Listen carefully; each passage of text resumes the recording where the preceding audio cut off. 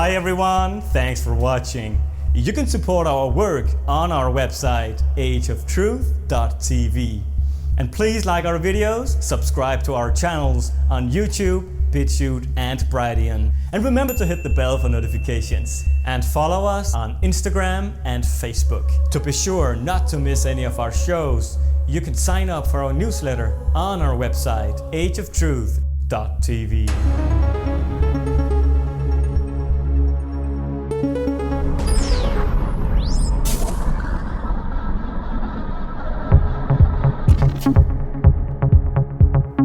Hello and welcome to this edition of Age of Truth TV. I'm Lucas Alexander in Copenhagen, Denmark. It's the 14th of October 2023 and our special guest today is an Australian author of several books and a lecturer and a truth researcher for many years. He is now living on Hawaii and has been living there for many years.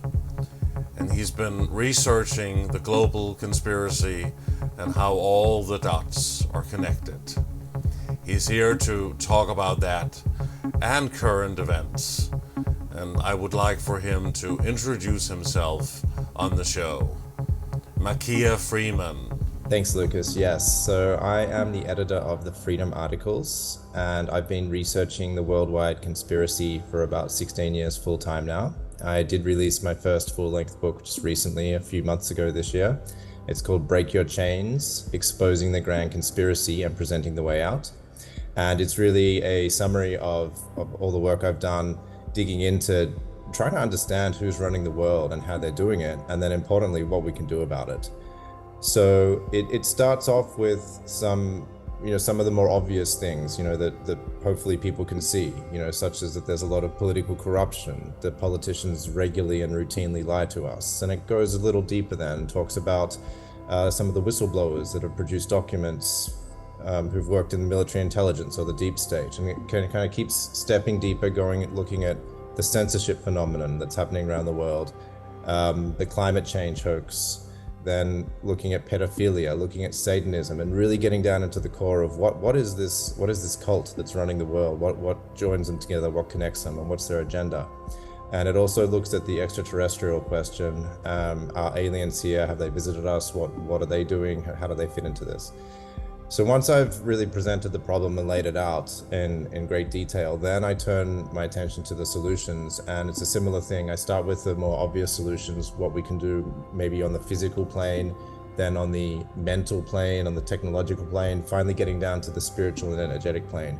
Because I realize that that's really where the battle is being fought. It's a battle of perception. It's also a battle for our consciousness. And so I want to present all the solutions that people can do to give people hope that we can stand up and overcome this new world order, this agenda. But we have to be informed about what it is first and what it's doing. And it comes back to stepping into our sovereignty and who we are.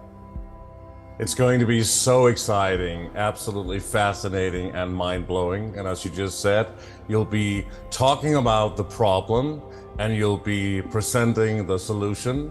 And we hope we'll get a lot of reactions from the audience when we talk to MAKIA Freeman.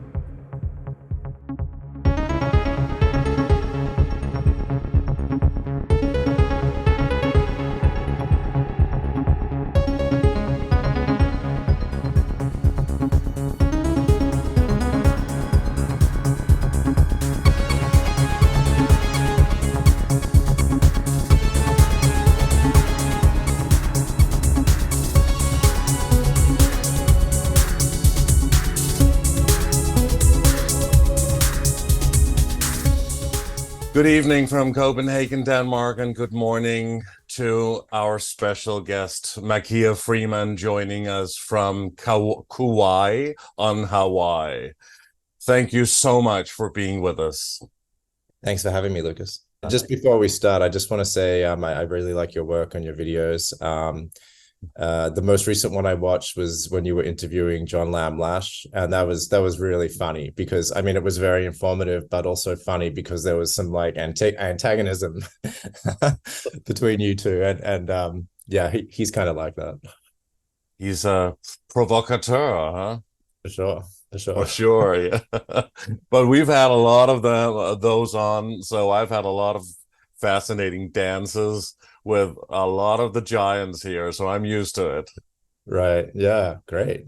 Great. It's very exciting. You've done a lot of extensive work for years and a lot of research.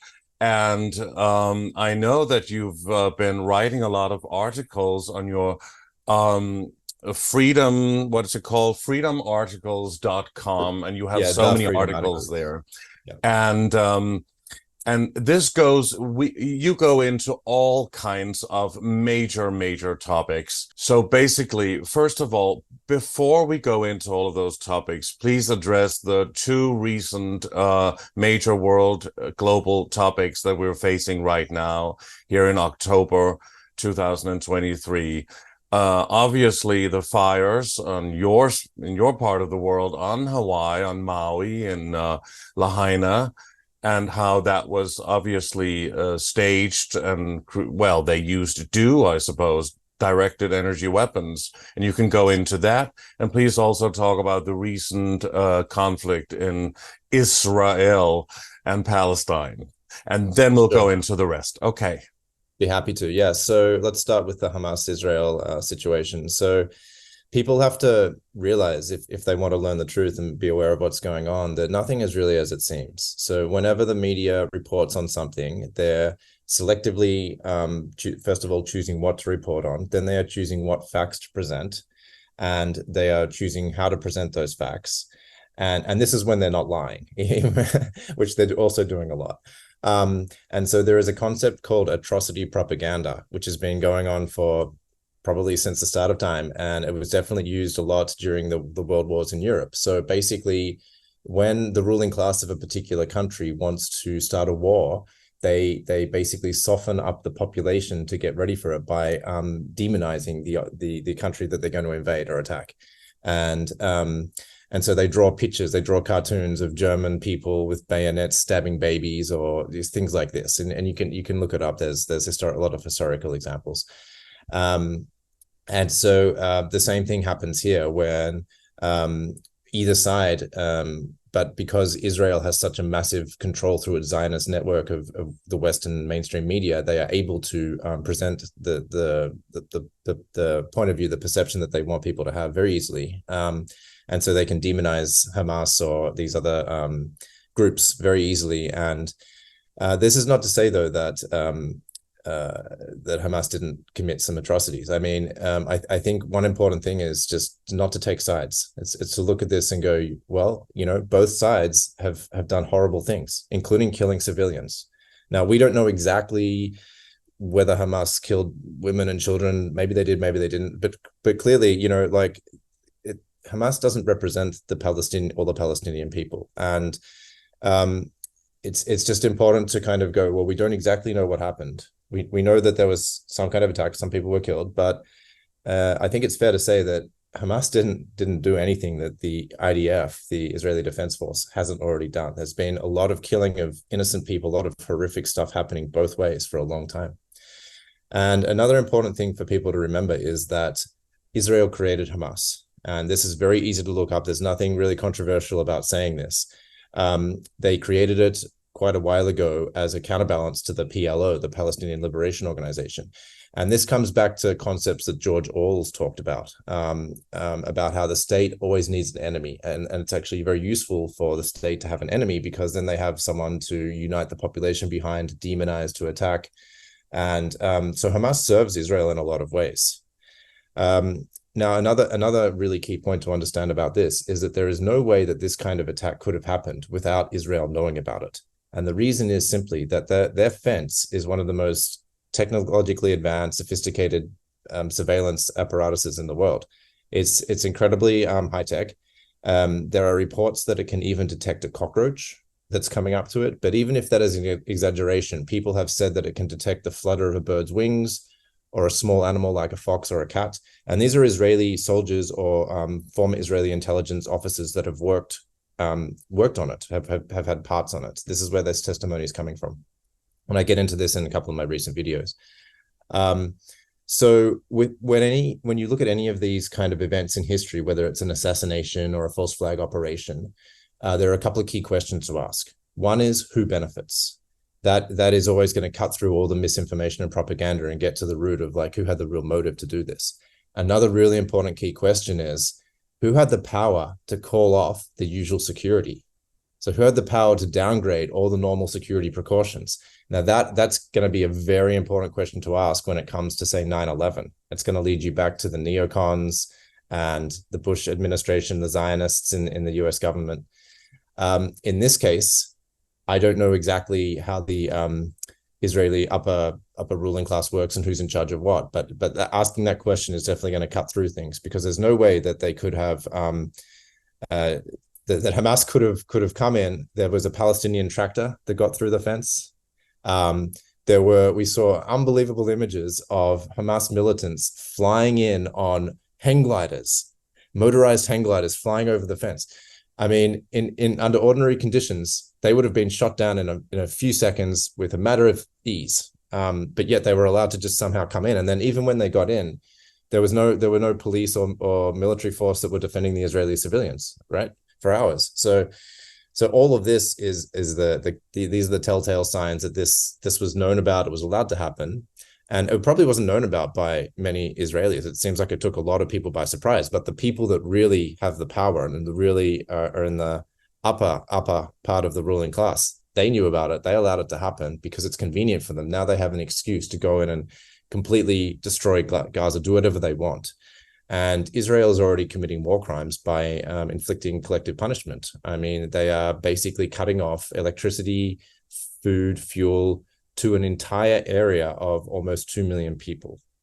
So this is horrific, and we need to look at these situations carefully and not take sides. It's definitely been disappointing to see people in the alternative media on both sides start to kind of cheer one side or the other as though this is some kind of sport match or something.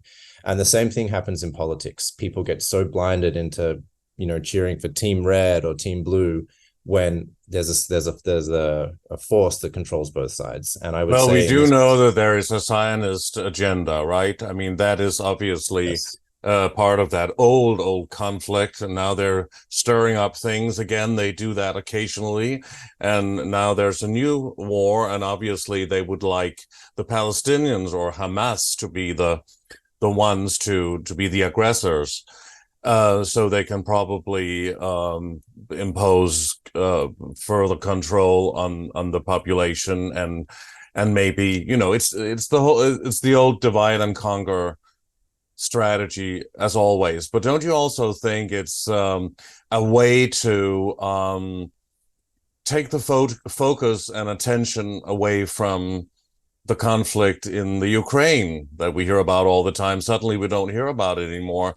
Exactly the same way as when we've had the whole scam thing, and then suddenly the Ukrainian war happened, and then we didn't hear about all of that, which we heard about every single day in the most atrocious and horrible, inhumane way for 2 years. Yeah, you're exactly right. I think it is, because just recently in the last few months before this Hamas attack, there was a phrase, Ukraine fatigue, that was being used. And people were talking about how, I mean, I think even in the mainstream media, they were saying Ukraine fatigue is set in.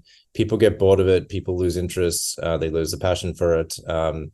So yeah, the ruling class understands human psychology very, very well, unfortunately, and they're very intelligent, but they lack empathy. So they use this knowledge of the human psyche to manipulate. And so, yes, they know that it's going to be a lot better for public perception if the side that they're backing in the war appears to be the defensive one and appears to be invaded or attacked, because then they have a justification to fight back.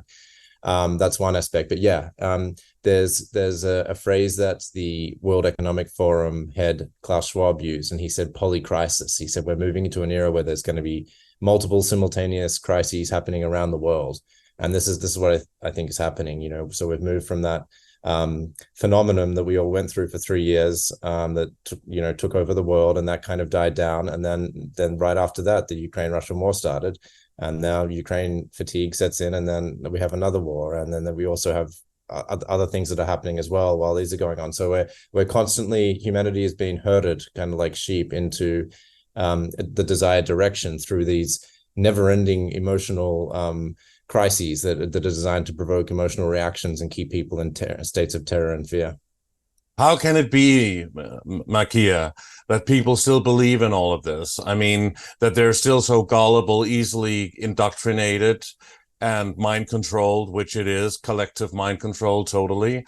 I mean, for those of us who've been awake, so to speak, for years and years, I mean, it's so easy to see, and we know exactly what strategy they use, the technicalities and the means and how they set up things. I mean, how can it be that people, supposedly quite educated, many of them at least, still believe this and will fight for what the press says and believe that it's actually the truth, that what they're reporting collectively all over the media? Well, we have to remember that the sheer amount of propaganda and brainwashing is really intense. And these ruling classes long ago took over education, especially in America with the Rockefeller Foundation, Ford, Carnegie. Some of these big foundations took over the curriculum, and they figured out that they were going to try to model the US public school system on the Prussian model, where it was like a military school, and where there was the teacher was the authority and people had to obey the teacher. And this was all with the intent of basically bringing up a nation of workers, not a nation of thinkers, as John D. Rockefeller said. So we're fighting against that, the upbringing of children in that way. And I mean, it's probably a little different in Europe and Australia and other countries, but I imagine it's similar. And then we have just the sheer amount of brainwashing through the media, because the media is so consolidated and owned by 6 mega corporations, and they in turn are probably owned by really a handful of people when you dig down into like who are the major stockholders. So we basically have not many sources of information, just a few points, very centralized control of information coming out, and that is skewing people's perception. Because I mean, and even think about Google. If we know that Google alters search results.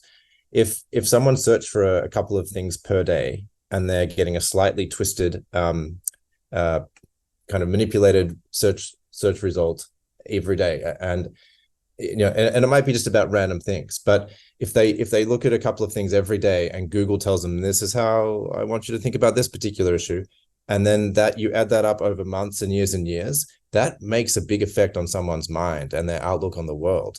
And this is happening all the time. When people don't really carefully select their sources of information, they just kind of do what's easy. Like, okay, Google's the default search engine, so people just use Google, or maybe they just turn on a TV station rather than digging a little bit and using the internet to find alternative views on it. Then this starts to affect their perception. And if they do this day after day, week after week, year after year, suddenly they're kind of mind control. They really don't know what's going on, and they're fed all this information, and it becomes their belief and their perception. We were all brought up like that, basically, believing what we saw on the news and what our parents told us, and the educational system and everything. But why do you think that some people like us and many of the people we know in this field of truth research, why do you think we have the ability to wake up? And I did it even quite early, and you did as well. I have seen or heard you say. And why do you think some people are not able to see this and wake up to whatever is going on? I mean, even after everything that happened in just the last 3 years. It's a good question. There's probably a few answers to that. I would say one answer is at a deeper level, that when we come to this planet, we already have a personality and we already have like a mission. And I think some people kind of wake up to that quicker than others. Some people they're just kind of more evolved, or they just more aware when they enter this planet. And I also think that part of it is how curious and aware some people are. So there's a great quote from Winston Churchill where he says, I'm going to paraphrase, but it's something like, men occasionally stumble across the truth, but most of them just suddenly pick themselves up and rush off as if nothing happened. So I think a lot of people at different points in their life are exposed to some aspect of the truth. And then the question is, what are they going to do with that? Are they just going to shut it out and go, oh, like, and forget about it as quickly as possible and go back to their routine? Or are they going to go, wait a minute, something big just happened in my life. Now I realize everything I've been told about this part of my life is a lie. Are they going to use that to investigate and go further? Some people do. And this is what causes some people to say, quit their careers, that maybe they've been a doctor for like 20 years in the Western medical system, and suddenly something happens and they're like, I can't do this anymore. Like, now I see what's going on here. I'm just basically pushing pills to my patients, and all it's doing is masking symptoms. It's not actually healing them. And like I can't keep doing this. So some people have life changes like that. But other people don't. It's just, it comes down to like how people react when they have the information. I mean, in my case, I read a book, one of David Icke's books, when I was in my mid-20s backpacking around the world, and it blew my mind. I mean, it completely, just sort of took me back so much. And then he had great sources, and so I just kind of knew, like, this is very well researched. This is not going to be easy to just dismiss. And I had to go and find out for myself. So when I was later on, I went and looked up all his sources, or almost all of them, and they all checked out. And I completely understood the veracity of the information, how he got to his conclusions for myself. And so then I was never the same after that. Like, I could not go back to my old way of thinking, because I just knew that a lot of what I'd been told was a lie. Yes, David Icke certainly is one of the key people in this field of truth research, and one of the most important men of this and the past century. Yes, I agree. And that's also how we started this channel, actually. My very first guest, believe it or not, was David Icke. So we started at the top, and that kind of created the foundation of what Age of Truth TV became. So it's quite remarkable what he has done also to wake up a lot of people. But what you talked about there before, about who have that ability to wake up or not, it probably also has a lot to do with ego and the fear of standing in your own light, the fear of not being liked, the fear of what other people think. And, they created the whole narrative about ridiculing the term conspiracy theorists, which was created by the CIA in the early 60s after the Kennedy assassination anyway, because people were starting to ask questions. So it probably has a lot to do with fear and ego. And for some people, it might have to do with soul frequency, where you are on your soul journey here on Earth. I'm referring also to reincarnations. I think all of that's true. The real danger here is that this is going to escalate into a wider regional war, and then potentially a world war. And people may think that I'm exaggerating when I say that, but I'm not, because there has been a planned World War III on the cards for a long time. Some of the evidence for this comes from a letter from the 33rd degree Freemason Albert Pike, who wrote to Mazzini about how there's going to be a third war, in which the Christians, the Western world, is going to be or the Zionists are going to be pitted against other forces. You can look that up. But basically what's been happening for quite a while now, at least say 10, 15 years, is that Russia and China have been pushed together, and they have formed a very tight alliance, politically, economically, militarily. And they are gathering countries around them. And they are both very powerful empires, basically, or big countries. And so they have lots of organizations that they are that basically the key player in. We've got BRICS, of course. Now, both Russia and China are in BRICS, but there's also the SCO, the Shanghai Cooperation Organization. Russia has a couple of different organizations it's the leader of.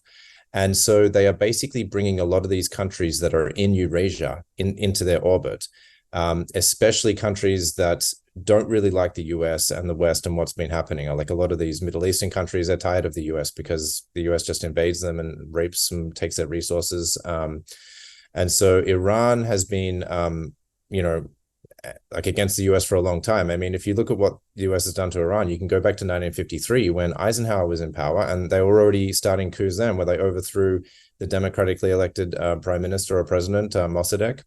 That was called Operation Ajax. That was in 1953. So the CIA has been meddling there for a long time.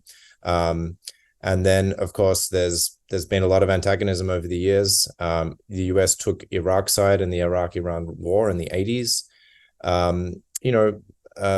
Sometimes there have been periods where the tension has kind of dropped a little, but there's always been tension there.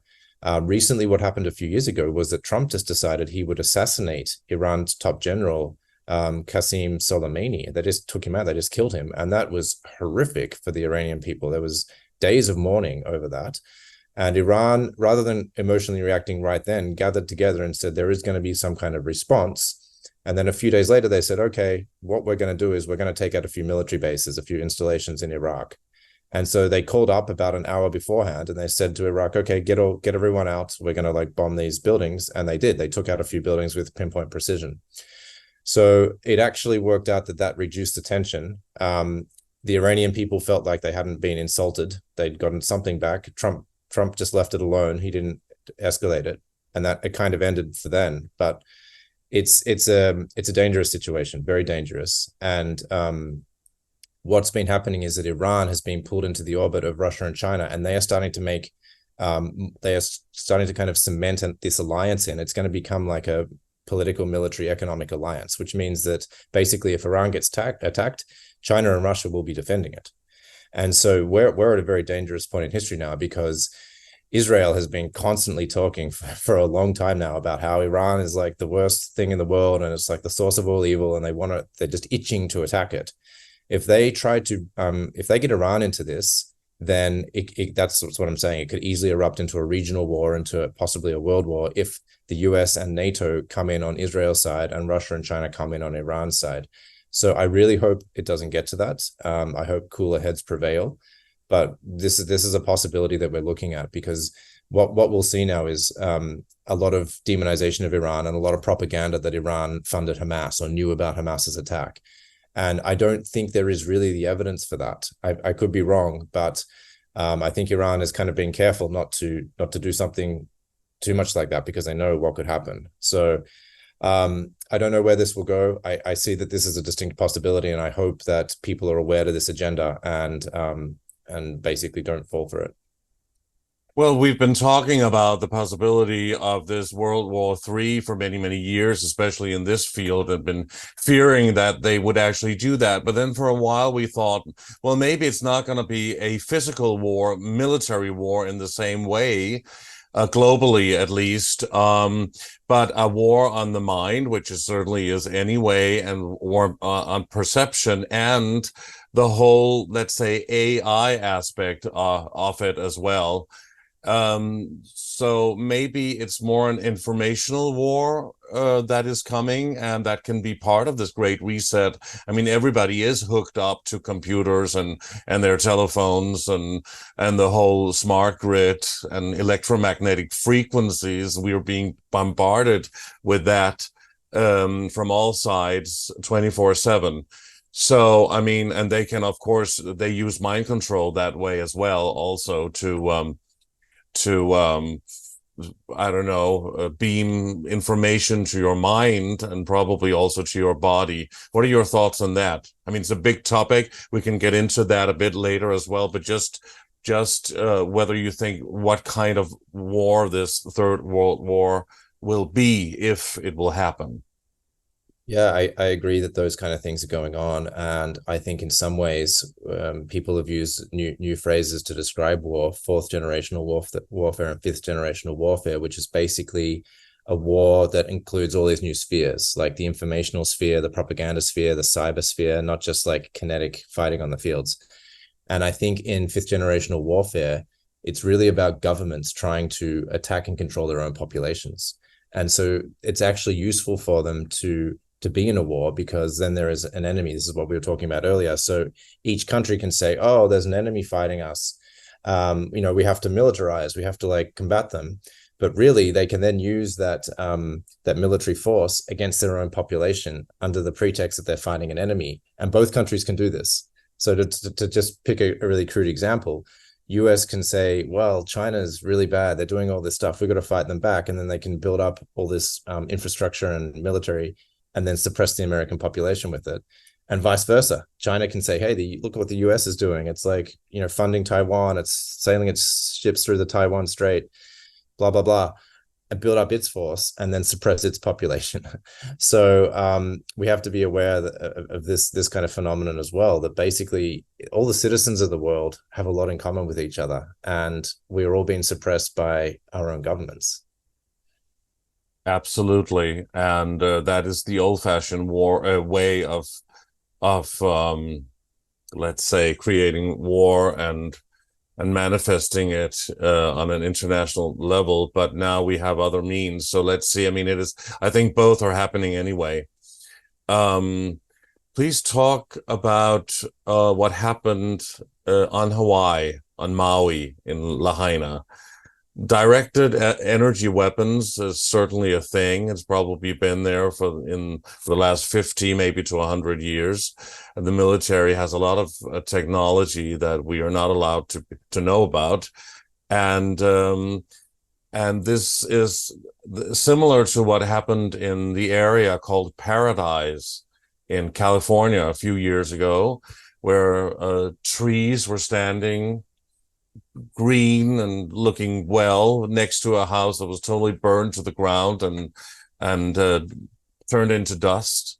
I mean, this is quite similar to what we saw even on a major scale, and that ruined a lot of people's lives in Hawaii. How did it affect you and people around you there? Well, it was absolutely horrific. Luckily, I'm not on Maui. I'm on a different island. But yes, I mean, it was so disgusting and horrific what happened there. So this is just yet another false flag operation, or a kind of incident where the surface story, the official narrative, is not going to reflect what really happened, and people really need to take a moment and really look at the information, look at the facts, and dig a little deeper. So the first thing to start with is simply just to look at the photographic evidence. As you point out, you can see in Lahaina, just as happened in Paradise in 2018 and Santa Rosa in 2017, they're both in California, you can see entire lots, houses razed to the ground, where there is just ash and rubble, very neatly, by the way, razed to the ground. And then there are still some things intact right around that property. It could be a row of trees.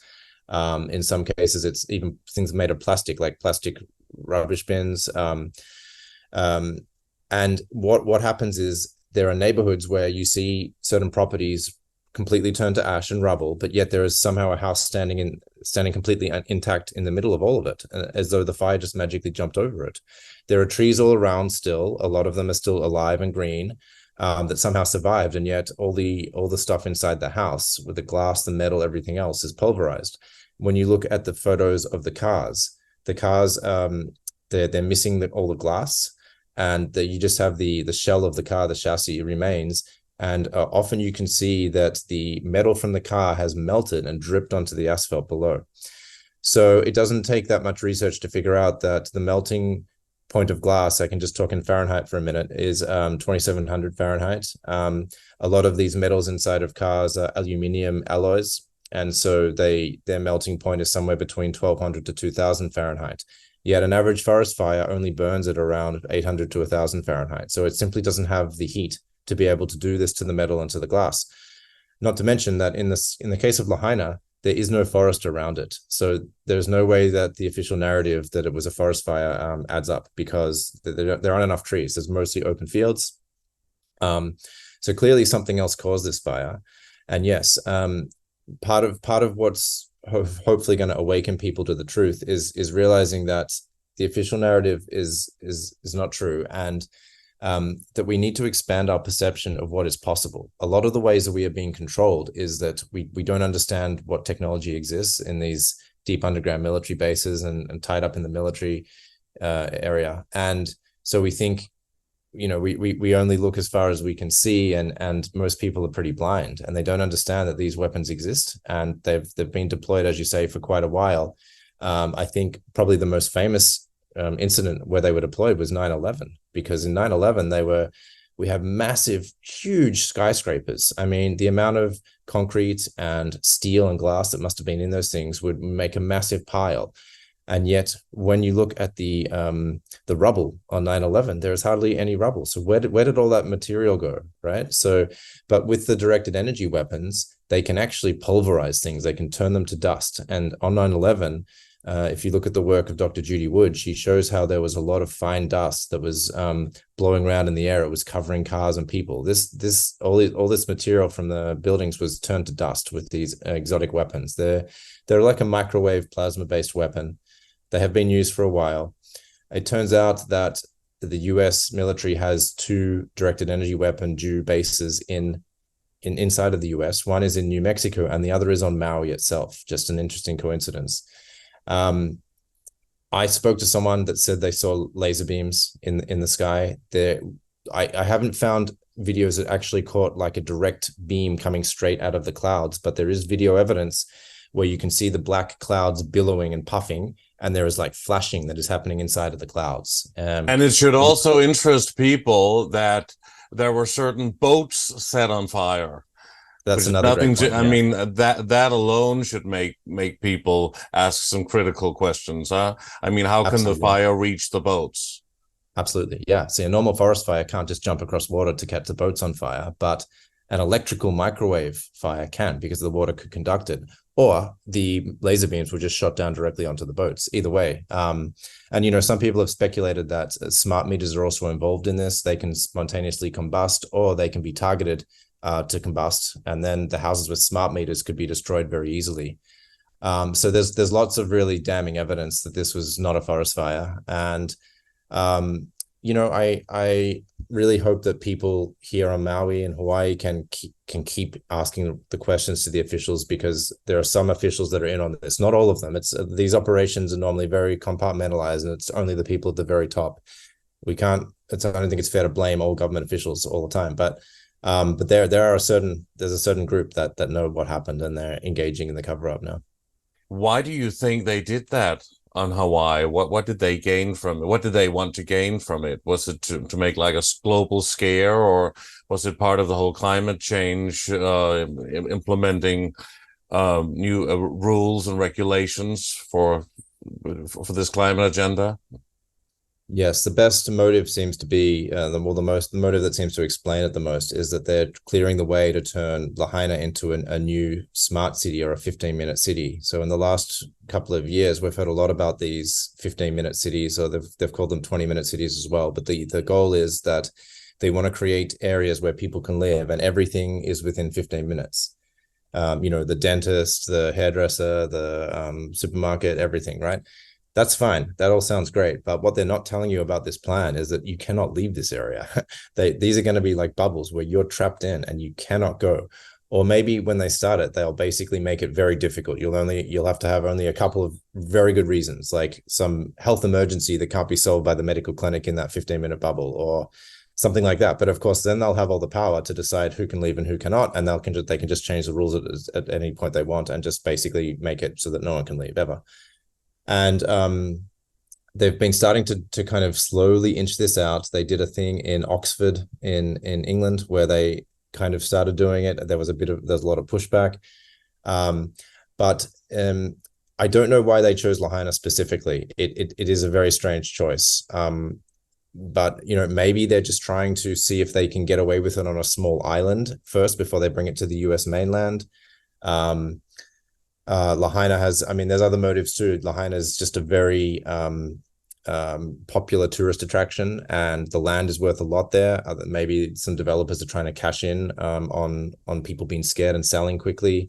There's that angle as well. But I think they may want to just try a 15-minute prototype smart city on Lahaina and see how they can kind of get away with it, or see what they can do, see how it works, so they can refine this idea and bring it to other parts of the world.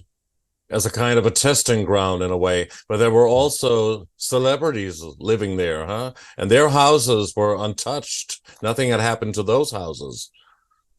Yeah, and that's just another telltale sign that these things are not just coincidences or just random unlucky forest fires. There's much more to the story.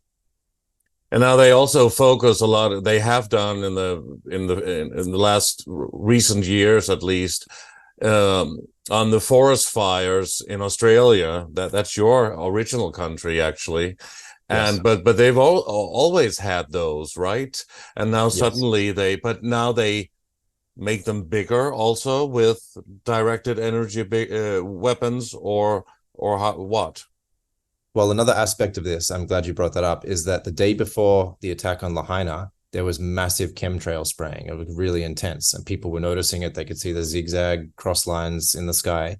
And so there was a lot of aluminium in particular, because that's one of the key things that's been sprayed. It's aluminium, barium, strontium.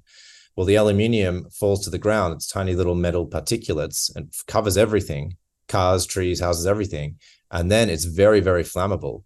So that, and then the next day when they hit the town with dew, then everything catches on fire much more quickly. And this brings me to a point that when the people that are controlling this technology, they're obviously psychopaths, but they can control the different technology to make things much worse. They can combine dew and the geoengineering program, or they can combine 5G, which they were rolling out during that phenomenon the last 3 years, with maybe something that is going into people's bodies, and maybe the 5G or the EMF waves could activate certain things in people's bodies. Or maybe the 5G can work with the aluminium particles in the sky, because we've got like conductivity happening there, and that can affect people's health. It can affect mind control, mass mind control. There are a lot of ways that these exotic technologies are actually used together to create an even more deadly or lethal effect. But I mean, they have been able to use this voice of God, voice to skull, what's it called, technique that they used also during the Afghan war, huh? Yeah, so with HARP, the original installation was in Gakona, Alaska, and it was a field of antennae. And so that got a lot of attention. And then they kind of ceremoniously said, oh, we're shutting this down, or, we're repurposing it.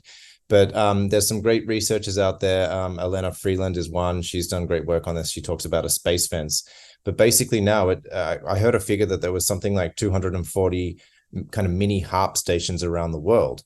And they're not just... so HARP was kind of the acronym for the original project in Alaska, and that stands for High Frequency Active Auroral Research Project. But these things around the world now are more like ionospheric heaters. They bounce a signal or a beam up onto the ionosphere, bounce it down, and to do lots of different things. I mean, they cause earthquakes with it. I'm sure it's used for mind control, mass mind control, as much as they can. This also ties into weather control, where they can steer hurricanes, they can create droughts or floods, and directed energy weapon is a little different to this, because it's like a microwave laser beam that can, at very high temperatures, that can burn metal or pulverize glass and metal, but yet it can't actually like have the same effect on plastic and wood, strangely. But although it does seem to kind of burn the trees from the inside out, we saw that in Lahaina. It's a little bit of a different technology, but yes, they can use all of these things in lots of different ways, and people really need to expand their perception of what is possible and what is happening. We can't really effectively fight back if we don't even understand what's being done to us. For how long do you think that they have actually been using HARP or that technology to modify the weather, to create weather? I think weather modification has been done since at least the 40s and 50s, because there's evidence there that they were experimenting with some of the early forms was they were using dry ice or silver iodide to seed clouds. So it was kind of more primitive back then, but that was happening even in the late 1800s. It was definitely happening in the 1940s right after the war finished. They were doing certain things then where it was a bit more sophisticated. Then it became a bit better in the 50s and 60s. In the 60s in Vietnam, they were doing it. And I would say, I think HARP came into the picture maybe in the 80s or 90s. But the techniques became, like, the technology is always advancing in secret, and we don't know about it. So if they were able to do this in like the 40s, 50s, and 60s, I think by So like do you think they evolved they evolved that technology during World War II, where the Nazis were were really expanding a lot of things and creating a lot of breaking boundaries, technological boundaries that we had not seen before. That's at least the official story. But some people also say that they acquired alien technology after the crash in Roswell in 1947. And some people also, of course, say that Tesla's technology and what he created or, well, discovered and worked on and evolved during the beginning of the last century, that they actually used that as well secretly. Yeah, I think the evidence is very compelling, if not overwhelming, that the Nazis were in contact with extraterrestrial races and they were feeding them technology. And I think also the Nazis, the top ones, did manage to escape to Argentina and to Antarctica, where they had already had expeditions and set up bases there. Yes, the Nazis were very technologically advanced, incredibly technologically advanced, given that they were in a war where they were basically fighting for the most powerful countries in the world at that time. They were fighting the US, England, France, and Russia all at the same time. But somehow, despite doing that, they were also able to, for a long time, actually take ground and expand and to develop crazy things like anti-gravity technology, with the rocket technology, and then they were working on the Nazi Bell. So yeah, and it doesn't really make sense that they could create that and have all of that technology in no time, and also build all of these structures over and underground in such a relatively short amount of time, huh? You're right. It doesn't make sense unless they were given help.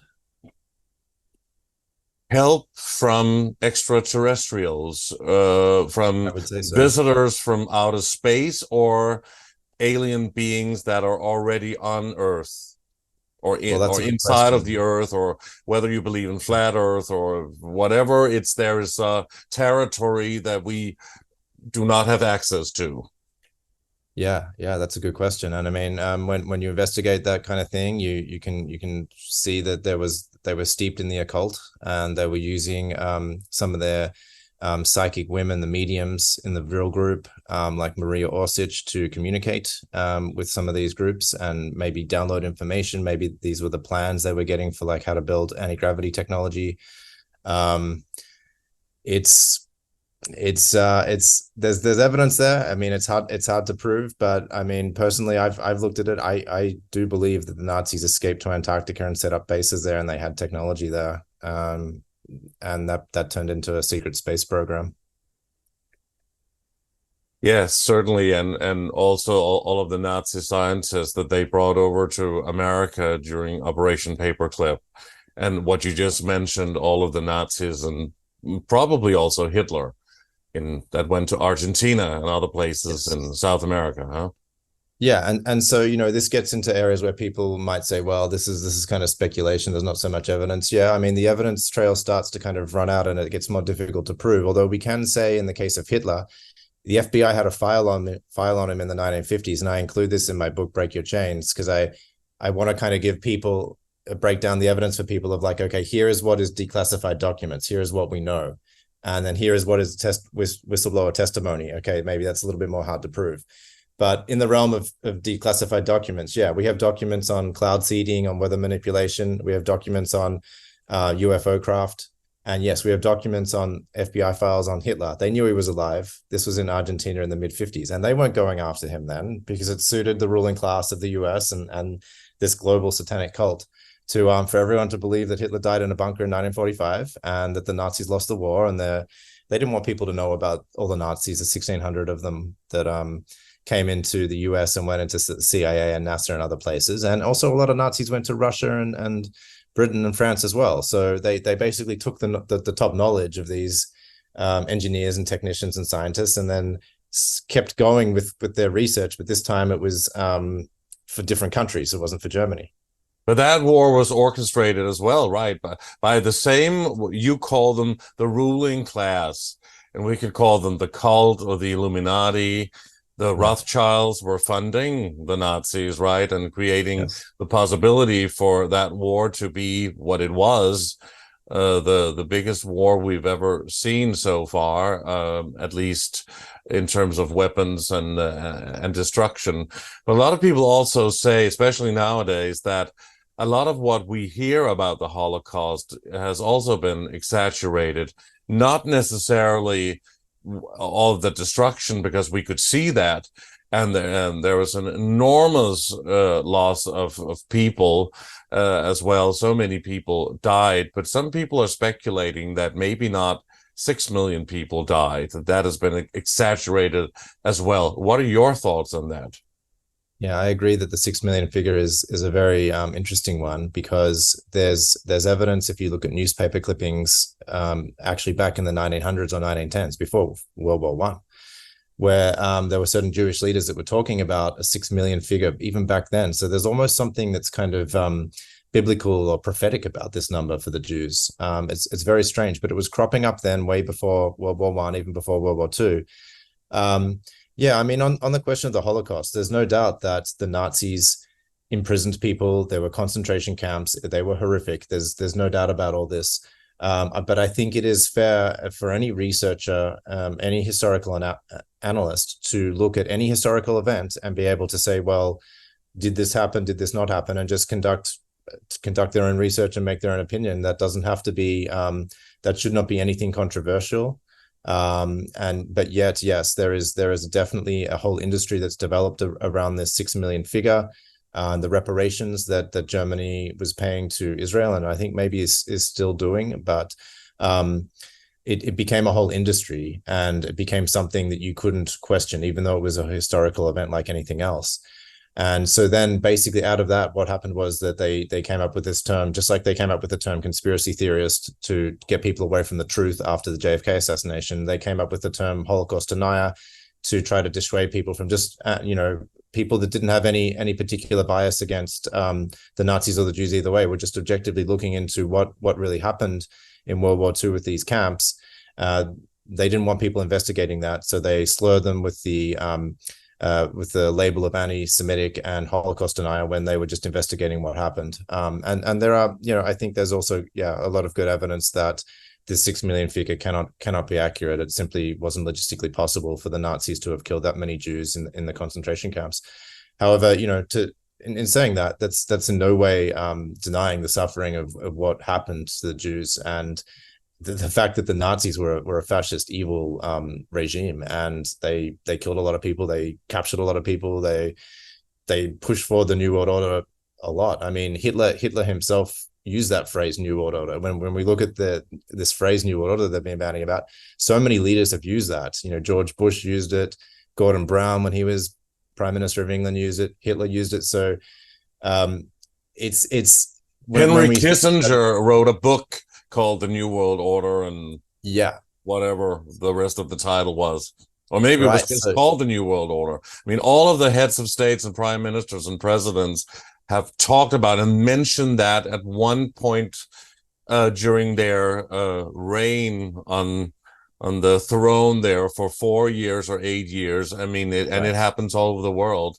And people just don't really see it or hear it. But I know there's a couple of compilation videos where you can see a lot of them mention it and say that this is what they want, and they want to implement it. And it is so fascinating to see how much has actually been said publicly in the media without people knowing it. So there is a lot of evidence for all of this. Also about Hitler, as you were just saying, and I think you can even see through the Freedom of Information Act, huh? Yeah. And so often people come to this kind of these topics and this research where it's still in like a very narrow, limited mindset of like, well, who are the good guys and who are the bad guys? Well, the truth is that the Nazis were pushing the New World Order. They were doing horrible things with eugenics, with the fascism, with censorship, all sorts of stuff, right? But that doesn't mean that, therefore, they were the bad guys and everyone fighting them was the good guys. I mean, look at what Stalin did. Look at the Holodomor that happened in Ukraine. Look at what Stalin did afterwards. That was also horrific, right? Stalin probably killed more people than Hitler. But does that mean that like one's a good guy and one's a bad guy? I mean, we need to like broaden our mind here. And then, so this often comes down to the thing about the Nazis and the Zionists. Well, I'm no fan of the Nazi regime. They were horrific. The Zionists act like the Nazis. They've also committed a lot of crimes ever since the founding of Israel in 1948. There's been just a whole list of crimes that they've committed. They basically stole or got their hands on the nuclear weapons in the 50s. They were committing terrorism against the Palestinians right from the start, killing them, taking over entire villages. They had a hand in the JFK assassination. That is a key kind of thread when you're looking at who are the groups that were behind that, because JFK was pressuring Israel to not to allow American inspectors in at Dimona and to basically not have nukes. And David Ben-Gurion tried to push back as much as possible, but he couldn't. And then he resigned, and they kept kind of pushing JFK off until JFK got killed. And then Lyndon Johnson came in and he did whatever the Zionists wanted. He was a complete puppet. And actually, Johnson was the president when the Israel attacked the USS Liberty in 1967 and sunk it, which was a incredible blatant act of just a supposed ally of the US shooting and killing servicemen and shooting down one of their ships so it sunk. They were trying to blame that, on someone else to start a war. It's the same old story. But I mean, yeah, there's a whole long list of Zionist crimes that have happened since 1948. There's a whole long list of Nazi crimes. We're looking at the same kind of 9/11. 9/11, of course, yes. So Israel's got its fingers in all of this. But that's part of the American alliance, it all points back to America, really, and how they are involved with that country, huh? Absolutely. And you don't have to be a Jew. It's nothing to do with being a Jew to be if you are a Zionist. You can be a Zionist without being a Jew. A lot of people think it's Jew hating. It's nothing to do with that at all. And people should really do the research and know what they're talking about before they call people either a Jew hater or a racist or other things. You have to put the spotlight into the darkness in order to see what is actually going on. And that's another divide and conquer, splitting tactic, strategy that they're using there, right? Again, to make people fight each other and call each other names, in order to keep people in line, basically, also locally and between each other. Absolutely. Yeah, it's divide and conquer. And you're right. Like the anti-Semitic label has been used to deter people from getting at the truth, but Zionism is a political philosophy. It's completely different from Judaism or Jewishness. And there are a lot of Jewish groups that are anti-Zionist because they see that it is not helping the Jewish cause. And it's basically like a nationalistic, expansionist kind of mindset that's taking land from the Palestinians. And so there's a group called the True Torah Jews that are against Zionism. There's actually a lot of Jewish groups that don't want to have anything to do with Zionism. So when there are so many Jews who are suffering, as well as there are so many Palestinians, of course, suffering. And that happens all over the world. So also when you talked about the Nazi World War II and all of that, I mean, they didn't lose the war. They won the war. They just put different names on it, as they do right now. It's really just a mindset, isn't it? And this same mindset of censorship and fascism and control and eugenics, it manifested in the Nazis, but it was manifesting in the Rockefellers who were funding eugenics research before even World War II happened.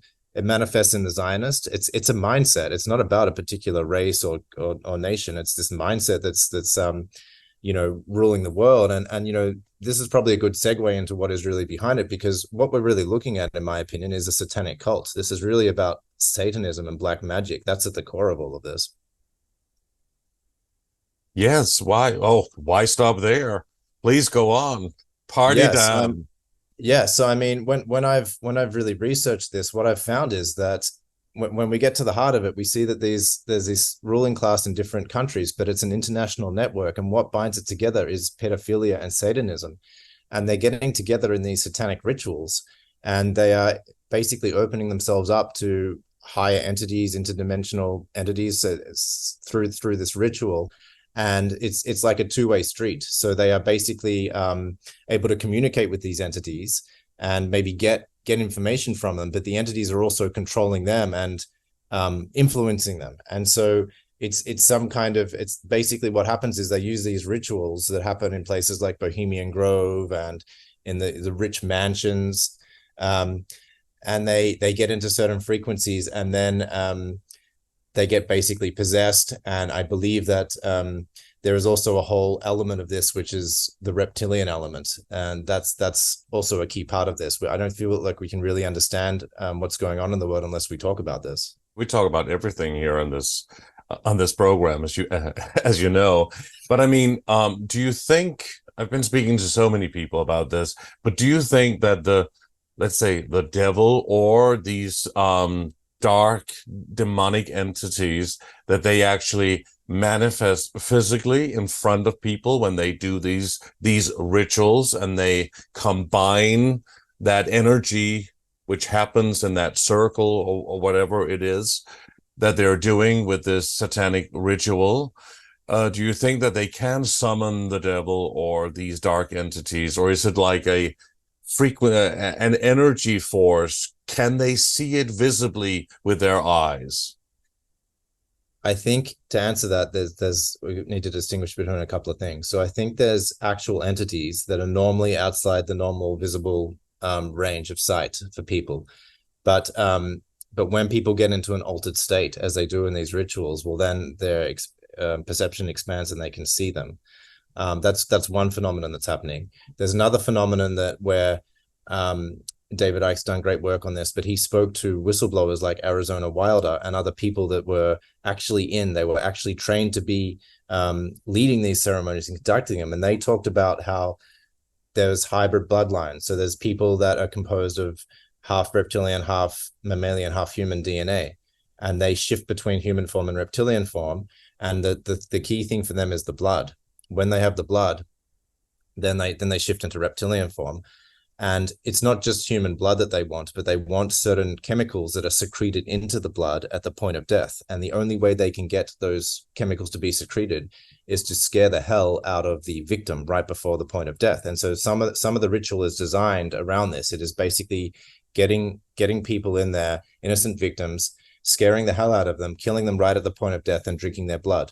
Then the blood contains these chemicals that are secreted by I think Arizona Wilder talked about the pineal or pineal gland, the pituitary gland. We know about adrenochrome. Then the blood basically helps them stabilize their form, helps them exist in this reality. They take on their other form. And Arizona Wilder talked about, the top US presidents and politicians, same in the UK, the European royal families, all being present at these rituals. And she basically talked about which people she saw shapeshift and which she did not. It's very interesting. And she's a key witness, but there are other people that have been at these things that have said similar things. I mean, it would not have been so profound, maybe, had there not been other people and witnesses who have seen similar things, who does not know Arizona Wilder and those people. And a lot of people also speculate whether or not this Arizona Wilder was actually a setup. Was she under mind control when she was speaking to David Icke? Her real name was Jennifer Ann Green, I believe. Yes. And she was, somebody who spoke for a few years and then she disappeared. Yeah. And some people say that they actually put her under mind control again, but other people say that she's trying to live a normal life. But we don't know, obviously. And that is leading us to, suspect that something sinister was going on. She could very well be right. A lot of people have said the same thing as she did, and a lot of people coming out who were mind controlled MK Ultra victims as well, and under Project Monarch and other mind controlled operation projects there. But I mean, what do you think? Do you think she was real? I spoke to David Icke about it as well. I asked him actually what he thought, but what do you think? I find her testimony to be very convincing. She has a lot of detail, and she said the same thing years later when she was giving speeches on the circuit. There's a speech she did called "Deceived No More." I think she's correct. I mean, there might be things where she had made an assumption based on what she saw and she was theorizing, and maybe she wasn't correct in her theorizing. But as far as what she's reporting, like the experiences of being at these rituals, of seeing people shapeshift, of seeing them go for the blood, of the reasons why they want the blood. I think she's correct. And like you say, there are other people, there are many people now that have been at these rituals. I mean, there's Kathy O'Brien, there's Kathy Collins, there's a Swiss-German woman, maybe French-Swiss woman called Chantal Fry, who's come out recently in the last few years. She was involved in rituals at La Sagrada Familia in Barcelona, as well as the Mother of Darkness Castle in Belgium. So that's the Chateau des Amoureux. There are lots of whistleblowers now. There's another good one called Jessica Chebotar.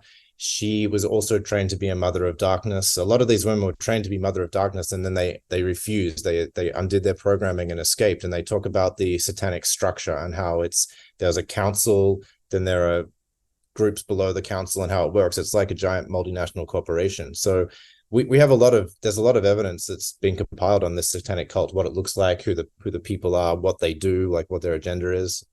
And there's a lady in Britain in the last few years, Archer. Jeanette Archer, yes. Jeanette Archer, who spoke about something similar to this. And of course, Bryce Taylor, who wrote that book called Thanks for the Memories. But she also disappeared suspiciously from the scene and has not been seen since. I don't know if anybody knows what is going on with her. I mean, I think I don't know if Kathy O'Brien or somebody said that she was not truthful. I can't remember totally if that is what she said, but some people said that about her, but that could also be a way to take the focus away from all of the truth that she actually said. Even in that field, there's a lot of confusion and manipulation, I suppose. Yeah, I mean, we just have to take all the pieces of evidence and put them together, and there may be some misinformation that's tied in with that. There may be some people that aren't remembering correctly. It's possible, but I think we have enough evidence with all these testimonies of these women. Like it's really overwhelming, and we can get a very good picture of the satanic cult, how they operate, what they do. I mean, Bryce Taylor, I think her words were amazing, what she had to say about the whole thing. And it was very interesting how she talked about how the elite seemed to trust Henry Kissinger above anyone. Arizona talks about Kissinger shapeshifting. So basically saying that he was actually part of the hybrid bloodlines, not just high up in it, but actually but Bryce Taylor does not mention that Henry Kissinger is shapeshifting, but she does mention that he is the mastermind behind most of it, and that we know, that we can back up. That's actually hardcore evidence, and Henry Kissinger was her handler, and Bob Hope as well. And we know, you can just Google pictures of Bob Hope and Henry Kissinger. They were often seen together, and there are many pictures of them as well. And we also know that Bob Hope, of course, played a very, very significant political role. People think he's extremely funny. I don't.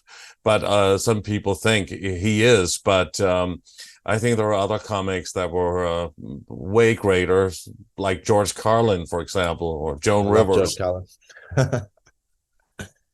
Yeah, George Carlin was amazing. So it was interesting that Bryce Taylor talked about Kissinger as being the mastermind, and that he was basically the highest up because the Satanic Council trusted him. He was the mastermind. He could strategize and bring about their New World Order better than anyone else. And she actually says that they liked him more than the Rockefellers because he was more valuable. His strategic mind was more valuable to them. The quite outrageous Hollywood glamorous actress Zsa Zsa Gabor talks about that she did not want to have a relationship with Henry Kissinger, although they went on a date and they were talking and blah, blah, blah, because he was she said in a funny way, because he was dangerous, because he was so intelligent, he knew everything, and who wants to be with somebody who knows everything? That comes from something in the mainstream, which is part of a gossip talk show, and it has nothing to do with all of what we are talking about, but it's just all of these bits and pieces put together that also comes from other angles that I think is fun to or important to include as well. We obviously know about Kissinger, so we know that we can actually back up most of what Bryce Taylor is saying. And when you see old interviews with her, she looks totally mind controlled. I mean, at least very affected by it still. She hardly blinks. And the same stare, you see with Arizona Wilder, actually. Yeah, right. Yeah, I mean, it's a very interesting area to research, and I think we're really getting into the heart of what's running this world and how they're doing it when we look at this stuff. Like this is where it's really at. These satanic, this network and the victims they used and what they're doing. This is the heart of it, and this is way beyond political corruption or false flag attacks or Zionism and Nazism and all of this. It's way deeper. This is what's the dark force that's running the world. And mind control and Satanism, of course, is the key and the probably the most important thing to talk about. We know that David Icke was dragged through the mud for years and years and years, still is, by people who are not let's say, who are not awake, and who only know him from talking about reptilian shapeshifters. I mean, he really took a lot of slack for talking about these things, but the people who are ridiculing him and using that as a weapon to take away the importance of what he's actually saying has not attended his 10-hour lectures and seminars where he's putting all of the puzzle pieces together. I mean, a lot of other people also in the UFO field have talked about reptilians and the existence of a reptilian alien. Well, it's different reptilian alien groups as well. And a lot of them may not agree with David Icke about other things. And many of these UFO researchers don't even want to talk too much about the New World Order, which is interesting. Some of them do, but some of them actually don't. And there's also a lot of confusion and probably also manipulation in the field of the UFO topics and alien existence. What are your thoughts about that? Because there's another thing that is dividing the truth movement now, and that's the whole flat Earth topic, or round Earth or inner Earth, and do the reptilians exist inside of the Earth or from the Draco star constellation system, or what? I mean, where do you stand on all of this? Okay, I'll address the first part of your question first. So yes, I think there is a lot of evidence outside of David Icke for the reptilians, and that's what people don't understand. They just kind of, again, they don't do their research, and they reflexively knee-jerk reaction style kind of deny it or say, oh, that's just absurd, that's ridiculous. Well, you know, look at all the evidence that Icke put together in his lectures or in his books. In Children of the Matrix, The Biggest Secret, he lays out a lot of the evidence. You know, he talks about, say, how Princess Diana was calling the British royal family reptiles. That was a nickname for them, right? But even other researchers, such as there's James Bartley. He's well known in the UFO circuits. He's spent decades investigating the reptilians. He's collected all these cases of all these people that have interacted with them. Normally, it's a negative interaction, but not 100% of the time. And then he had like a kind of a mentor who investigated a lot. Then there's Dr. Carla Turner. She wrote books on the phenomenon of reptilian abduction. There's like a whole body of evidence out there for this. Other great researchers like Jordan Maxwell have, before he died, he talked about it. He talked about how someone told him that they were out hiking in the middle of the US. I think it was in Colorado, and they were just out on a hike. This is just an ordinary person, and they looked down and they stumbled across a circle that included reptilian beings that were holding hands and seemed to be in the middle of some kind of ritual. And they were like totally frightened, and they were a fair way away from them at this point. And then suddenly, within a few seconds, the reptilian appeared just like, 10 meters, 5 meters away from them and glared at them. And you can imagine like the kind of terror and fear you'd be if that happened to you. Thank you. We have lots of stories like this. Barbara Lamb is an Australian researcher, I think, out of Perth. She's also talked about case studies where reptilians have interacted with people. There's a lot of evidence out there. Before people just reflexively deny it, they should look at all the other researchers that what they've talked about it. But yeah, I think adding it all together, to me, the former military, deep state agent or whatever he was, Phil Snyder, was probably killed for speaking out in the early 90s about this. And he was connected to the Montauk Project as well, I believe, with Al Bielek. Yes. Who was a time traveler, he claimed to be a time traveler.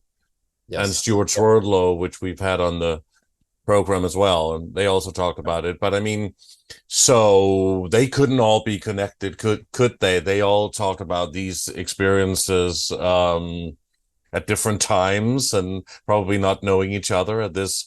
This is years ago, and people are not that connected back then. Exactly. Yeah. There's all these different people from different countries who have their own experience talking about this. I mean, Phil Schneider got into a gunfight with gray aliens and shot one and was shot. So fascinating evidence, all of this. Yeah, I think the evidence for the reptilians is overwhelming. And I'll just say that, like, it comes out all the time that where there's new people that are experiencing this. Just in the last month or two, a woman was interviewed on Iconic, and the interview clip was posted on David Icke's website, where she said she was one of Jeffrey Epstein's victims, and she saw him shapeshift. Jeffrey Epstein. Oh, yeah. Really? Yeah. Wow. So that's fascinating as well. So, I mean, it was pretty obvious to anyone who'd studied the whole Epstein thing that he was very connected to Mossad. He was running international sex trafficking and pedophile rings to ensnare top politicians that would then be controllable through blackmail. That was part of it. But turns out, he may be part of the hybrid bloodlines himself with, a certain amount of reptilian DNA. It doesn't surprise me. So evidence comes up all the time for all of this that reinforces this. I just encourage people to do their own research and come to their own conclusions on the reptilian question. But yeah, to me, it's intimately connected with the New World Order. You can't, I mean, Phil Schneider said it. He said, the New World Order agenda is the alien agenda. You can't separate them. They're connected. They all talk about the New World Order. That is the main thing. That's what they want to implement. And we've had that New World Order for a long time. This is like an old world order, right? And we want to get rid of all of that and that global dominance here, which is horrific. So, I mean, but why do they want to do that? We talked about the Nazis being eugenics, and then this is, of course, I mean, this is what we're seeing, what is happening right now with the Great Reset, and the AI agenda, wanting to link people to AI. And I want to get into that in a moment, but please address the other part of my previous question about reptilian beings. Are they on this planet? And the fact, and also that this other new topic that came out in recent years that has been dividing the truth movement about whether or not the earth is flat and we're under a dome and an enclosure and cannot get out, so that the whole universe, planetary systems and all of that's fake and a lie, they say. What are your thoughts on that? Right. Well, I'm just going to be honest and say I don't know for sure. I've definitely looked at a lot of the evidence, though. I think it is a fascinating topic. And, there are some people that say, well, this is just a psyop. Who cares what the shape of the earth is? I don't take that view. I think it is important to know what kind of dimension we're living on and like what the nature of the reality of it is. I don't think it's irrelevant.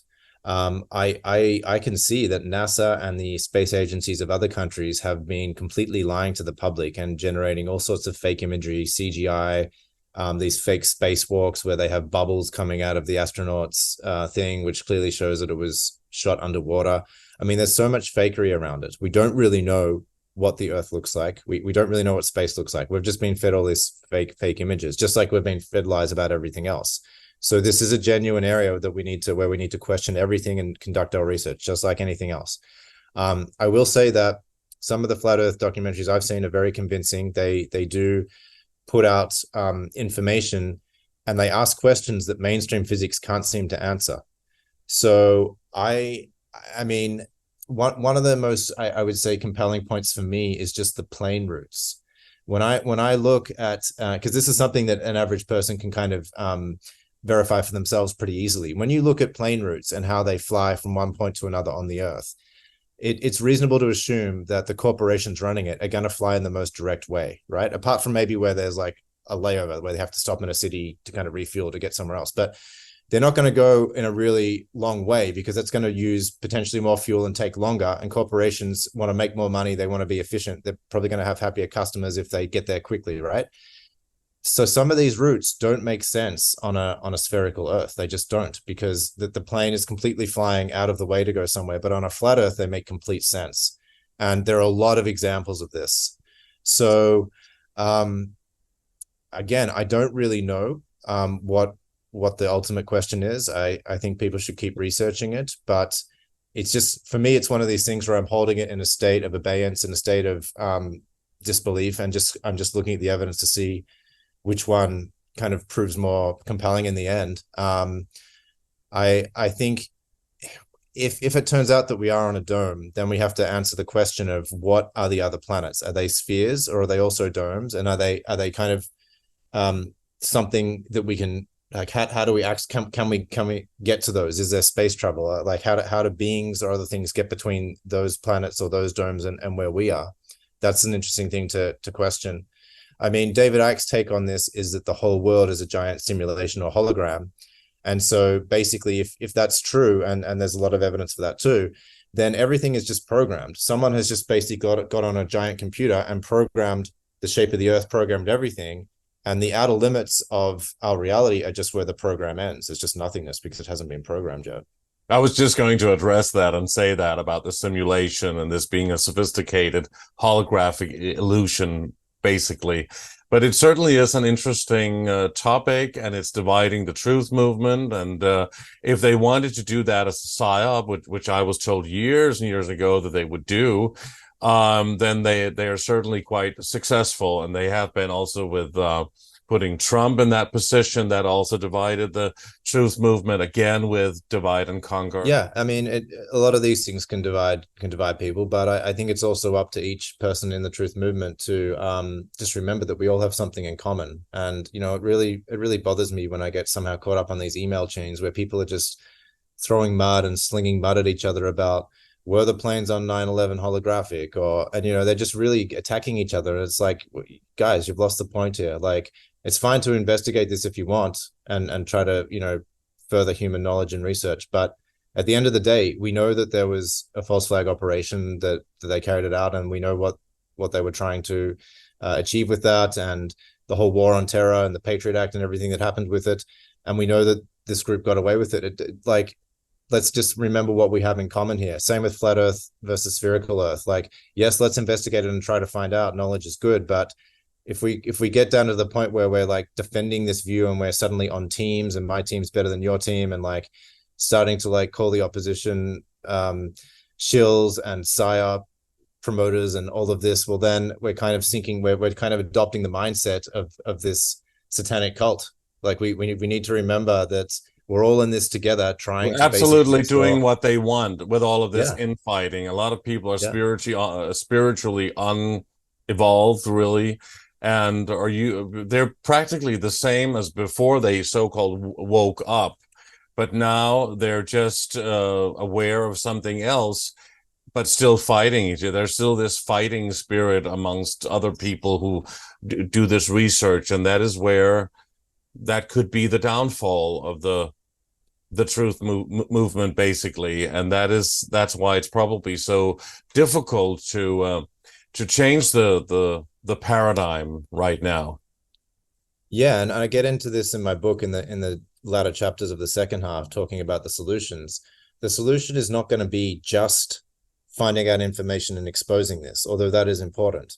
It's going to come down to people actually shifting their consciousness, and enough people doing this en masse, because otherwise we get sucked down into this low vibrational consciousness of fear and terror, or infighting, or blaming, judging, and that's just going to perpetuate what we're in. We need to move up to a higher level where we're beyond that, and then where there's enough people beyond that that are really in their power, stepping into their sovereignty, and those people are not controllable. When there's enough people doing that, they cannot be controlled.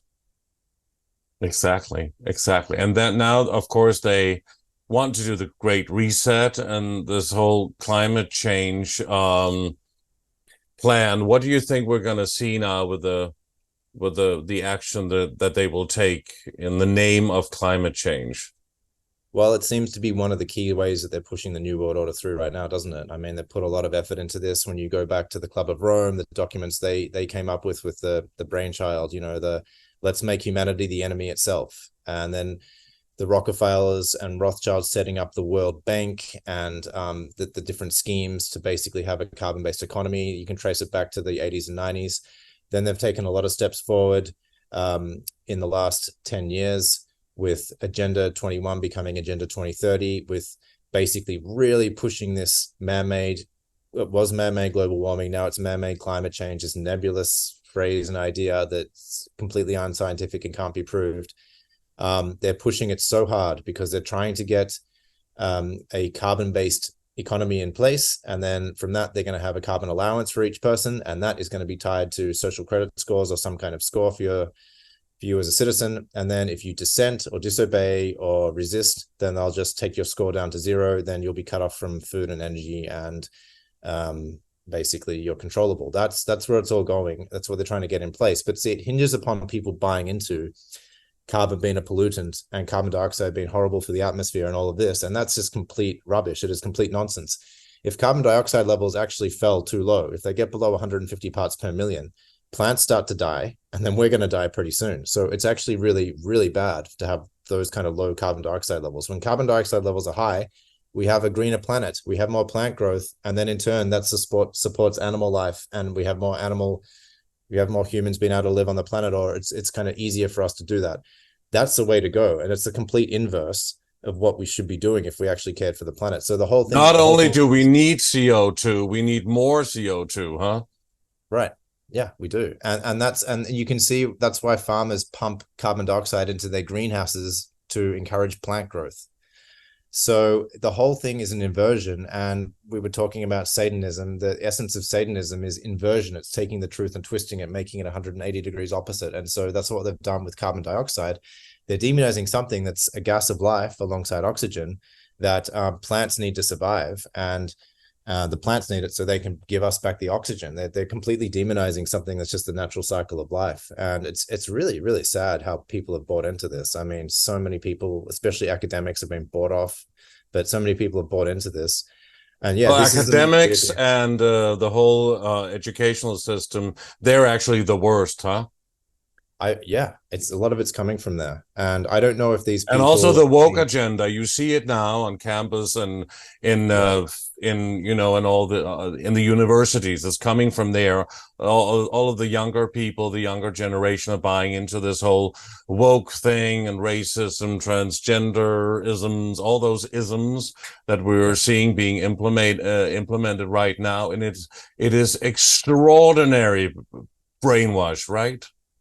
Certainly is. Yeah. But I mean, the transgender thing, the deeper agenda behind that is to basically remove gender from humans, to introduce synthetic humans, synthetic robots without a gender. And as Aldous Huxley wrote about in Brave New World, that was in 1932. I mean, that's coming up 100 years ago. He talked about how the state had hatcheries and they were in control of reproduction. And this has been a dream of the eugenicists for a very long time, that they get to control reproduction. So that's the deeper agenda behind the transgenderism thing. But yeah, the climate change narrative is the main vehicle they're going to use to try to get this new world order into place. And so that's why they're pushing it so hard with trying to get everything sustainable, trying to get people on green, electric and not gas devices or machines or what's running their house. Because with gasoline or propane or whatever, people can get a little bit and store it in their house, and it's much harder for the ruling class to control that. Whereas on the electrical grid, it's normally centralized, and they want centralization of power. That's the only reason they want this. They don't care about and they can just turn off the car. They can turn off your credit card. They can turn off the lock on your door if that becomes mechanic, right, or something that works through a satellite or something. I mean, and then the whole AI thing. Do you think it is possible to actually link your consciousness or your soul essence even to the AI superbrain computer? Not really.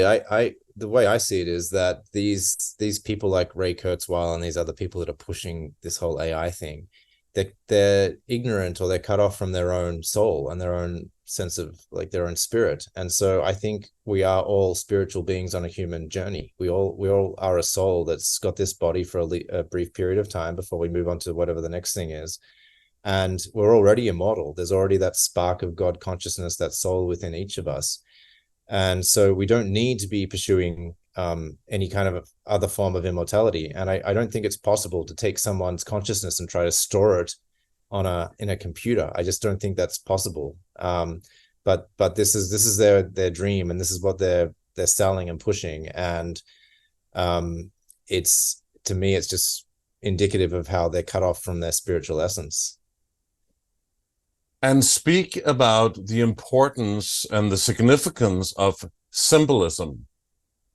Yes. So there's a famous saying that symbols rule the world, not rules or laws. And so this satanic cult uses symbolism to communicate what they're doing, to communicate with each other, and to really push it. And the reason they do that is that symbols are a more primal, fundamental thing than actually letters or words, because it's kind of a deeper part of the brain. The symbols are really, they're more like pictures, and they're more coming from the subliminal. Whereas when you get into spelling out letters or words, that's more on the kind of like the logical, rational part of the brain, which is the more conscious part of the brain, not the subconscious. So the subconscious part of the brain is vast and way more powerful and deep than the conscious part. The conscious part that kind of makes the day-to-day decisions, but it's really the subconscious part that holds our wounds and our attitudes and our beliefs, that a lot of which we develop from childhood.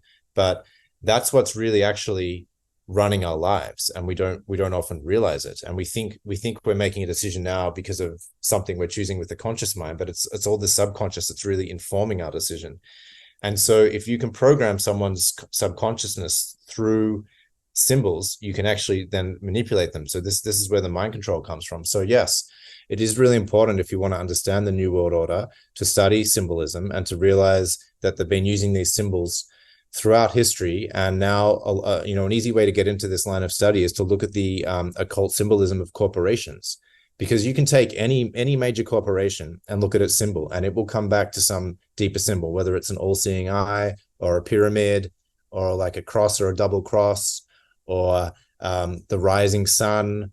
Saturn, yeah, the rings of Saturn, all the different ways that Saturn is represented through logos. Yeah, Satan and Santa and Kronos. Yeah, Father Time, Father Christmas. Santa, yes, Grim Reaper.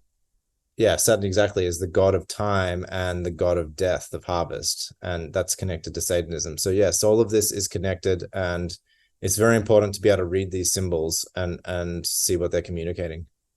And numerology as well, right? And gematria.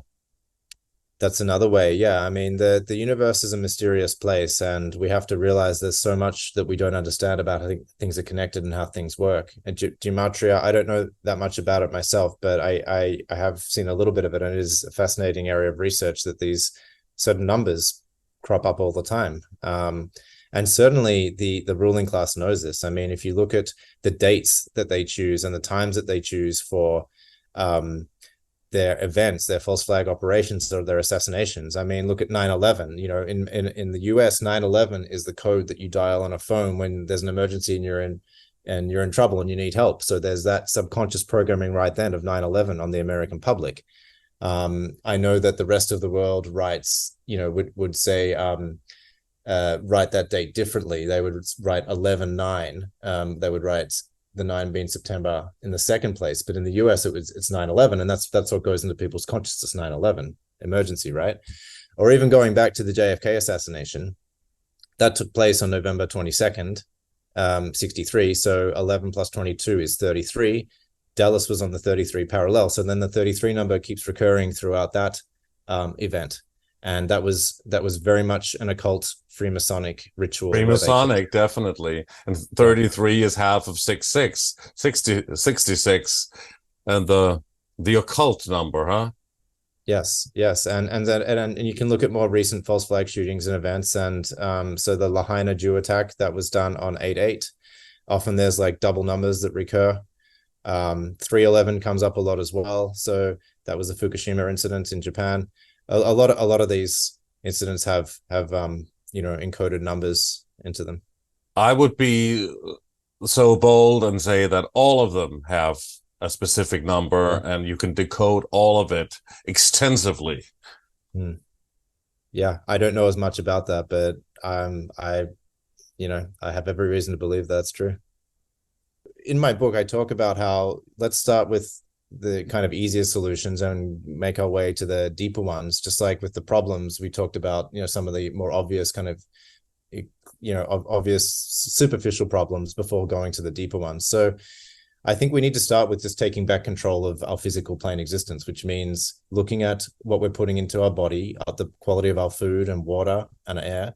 Are we basically just taking poisons in without really thinking it? Are we choosing organic food, or is it genetically modified? And the quality of our food, is it junk food or frozen food, or is it healthy? Water is very important. A lot of people drink tap water, municipal water, and it's got chlorine in it. In some cases, it has fluoride in it. It's been sitting in pipes turned at 90-degree angles. This is a completely different kind of water than if you are out in nature and you're drinking from a stream where the water has been gently rolling over rocks and absorbing things. See, water has memory. It can actually be imprinted with our thoughts and feelings. And so it can be programmed in a way that it can be uplifting, and it can also be structured. Structured water and unstructured water shares the same molecular information. So it's an H2O combination, but the structured water is more alive and it's more harmonious. When you look at it under a microscope, you'll see beautiful patterns, whereas unstructured water is more kind of dead, and it has like fragmented, ugly patterns.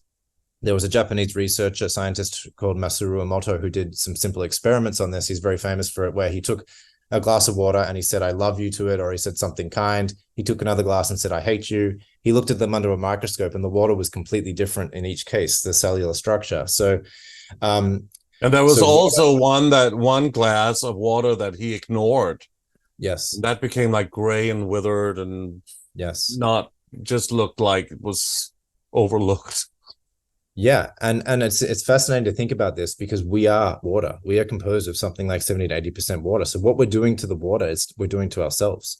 And so this is why when we talk about affirmations or decisions or thinking positively or things like this, it's not just some airy-fairy, spiritual gobbledygook. Like this is scientific. It can actually directly affect our state of consciousness and how we feel. It affects the water we're drinking.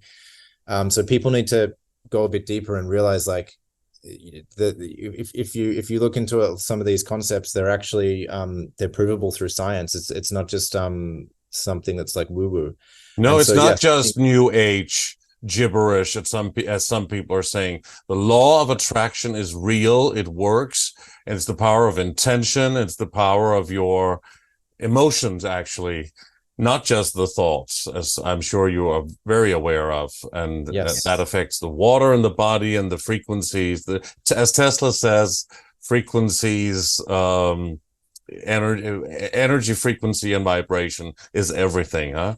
Yes, exactly. That's the fundamental basis of reality. It's not the physical particles. They come second to that. They're controlled by that. So taking back control of our body, the air we breathe, trying to live in pure places, get out into nature.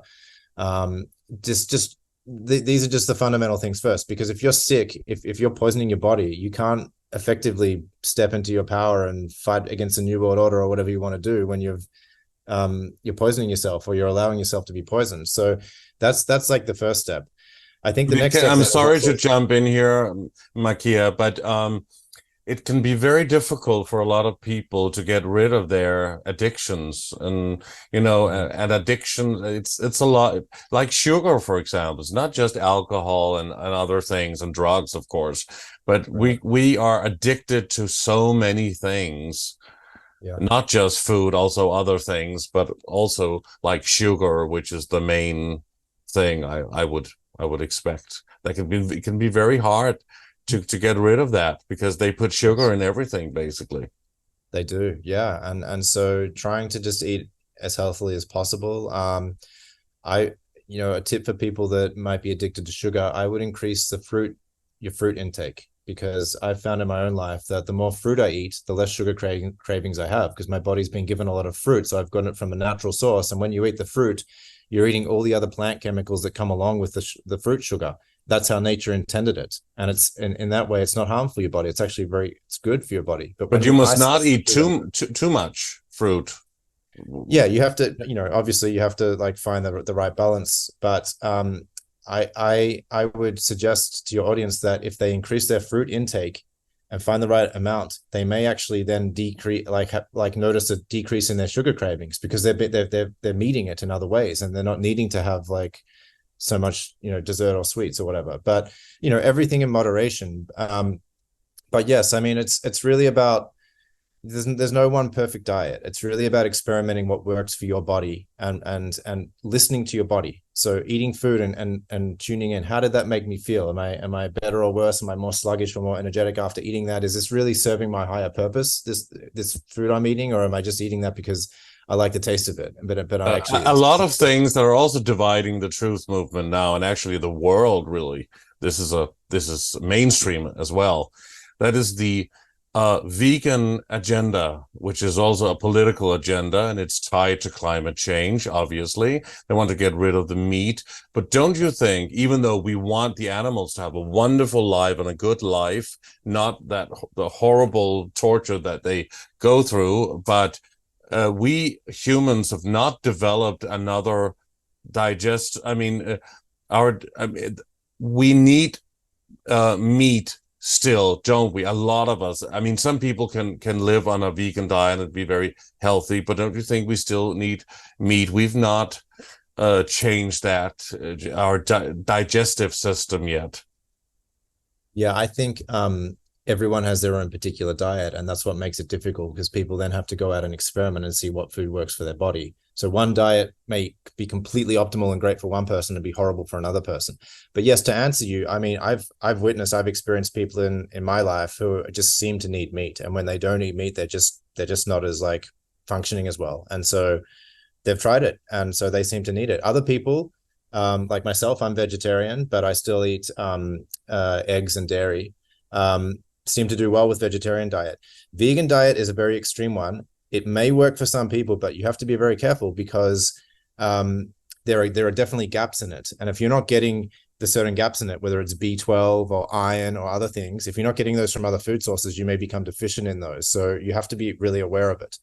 It's definitely not for everyone, but some people, it may work for them. It's interesting how people work differently, huh? But it's really about tuning into yourself and finding out what works for you. And I agree that there is an agenda to get people to stop eating meat, because it ties into this whole Agenda 2030 sustainable climate change hoax thing, where they're basically trying to get people herded into small areas, smart cities, megalopolises, where the ruling class is going to be free to roam around the rest of the planet, and everyone's going to be trapped in these little boxes. And they don't want people eating meat because they don't want as many cows. They just want to force feed. Basically, in the end of the day, they actually want to force feed people synthetic food, synthetic meat. So that's absolutely dreadful and so bad for you. Obviously, also that fake meat that they're calling vegetables now. But I mean, how can we stop this agenda, this whole 15-minute city prison and climate hoax, and the whole thing where we were being imprisoned, as what we've talked about this on the show for years, and we want to end it, and people want to stop it. How can they stop it, if you think that's even possible? Well, so we move from the physical plane of taking care of your health and your body and being strong. We move on to the mental plane of taking back control of your mind. And so then that comes down to, we've covered a little bit in today, but basically, getting information from different sources, questioning everything, doing your own research, not just being force-fed this propaganda and taking it in. And so really looking at what is the government, anytime there's some big crisis or event, ask yourself, who benefits, who had the power to do this, why are they doing it? What's really the point of this? Let me just assume actually it's not random. Hamas didn't randomly attack Israel. There wasn't a random fire that just happened to kind of take out the whole of Lahaina. Like, let's just assume actually it was planned and it was calculated. Who did it? Why did they do it? What's the agenda? Start questioning things from a critical perspective. But I think also a big part of it that we haven't got to yet that I can introduce now is we really need to look at this belief we have in authority that's deep in people's minds. Because anytime you look at history and you look at all the different effort that people have gone to have a revolution, whether it was in Russia or France or the US, people go to all this effort.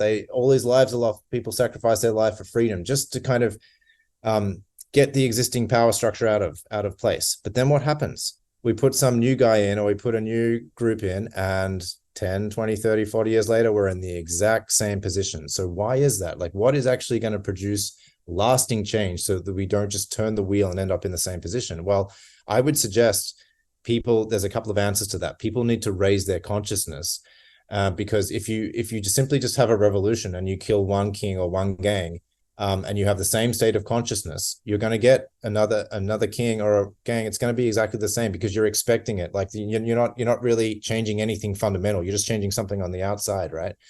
But also, there's some great people in the libertarian and anarchist movement. I'm thinking of Larkin Rose in particular.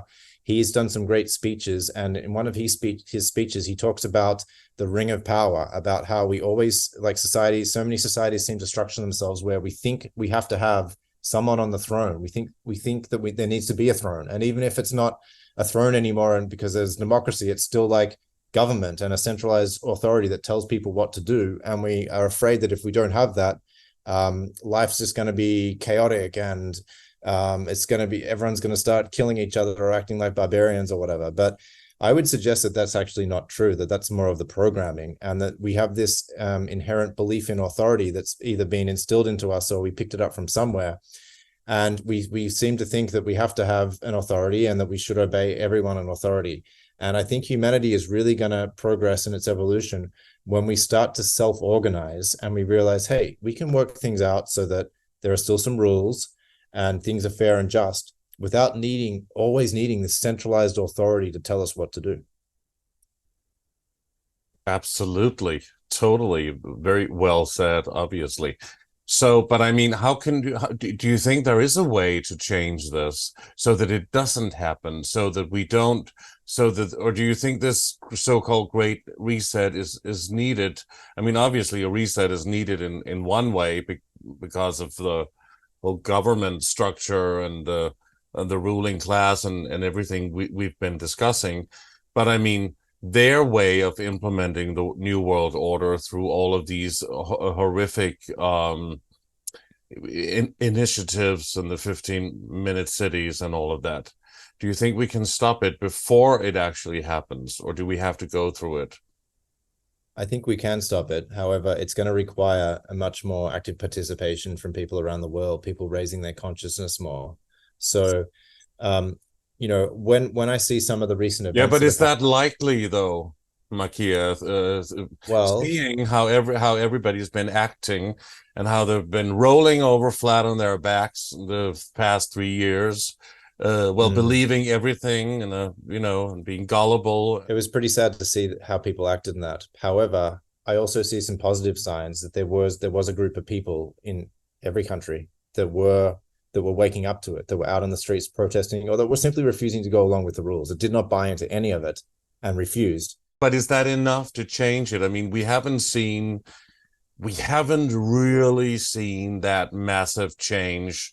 When we look at 9/11, how many people looked at 9/11 and knew right away this is an inside job?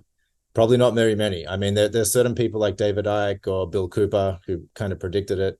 They were incredibly ahead of the curve, and they knew it. But most people didn't, and it took them a while of watching maybe some documentaries or looking at the evidence to kind of come around to the idea.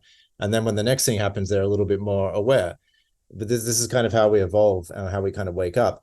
Now, when I see these events being played out, whether it's like the thing of the last 3 years or this Lahaina attack, there were a lot of people that lived in Maui that they're not conspiracy theorists or researchers, but they're like, wait a minute, something doesn't add up here. And they're already starting to question their government and push back. So I see a lot of people now immediately starting to kind of question things when these things happen and not just take it on face value, much more than what happened in the past. There are a lot of people that are just expanding their awareness already right from the start of these events, and they're not getting pushed into this emotional reaction and going along with the official narrative. Absolutely true. And let's hope that it's enough for us all to stand together and create change. Do you think people should be find all of the strength they can in themselves to stand in their power and say no if all of this actually happens? And can they say no and still survive? I think at this stage we can. And I mean, if you look at some examples of the last 3 years, there are people who said no to a certain medical procedure being forced upon them. And there might have been a consequence at the time. Maybe they lost their job, maybe their family didn't like them or their friends shunned them or whatever. But they were vindicated. They were proved right. A lot of states, like let's just take the USA, for example, there were a lot of court cases that took a while to come to completion. But when they did come to completion, they basically said, oh, you know what? The government actually never had the right to do that. You can be reinstated in your job with back pay, with 6 months back pay. Or, you know what? We're going to like outlaw this this mandate that was never actually true law. It cannot, it's basically unconstitutional. It doesn't stand. And so sometimes it takes a while for these things to get in place. And this didn't happen in every state, but I've seen enough examples where it has happened to see that there is hope, that the people that stood their ground at the time were later vindicated. And so I think it does come down to us growing spiritually, digging into our power, our self-strength, standing firm with our values and principles, not going along with the herd. And when we do that, we provide an example to those around us, and we encourage those around us to do it. Then we reach a critical mass. When enough people do it, we're not controllable anymore. In our remaining moments, what is your best message for people and for people watching this show right now?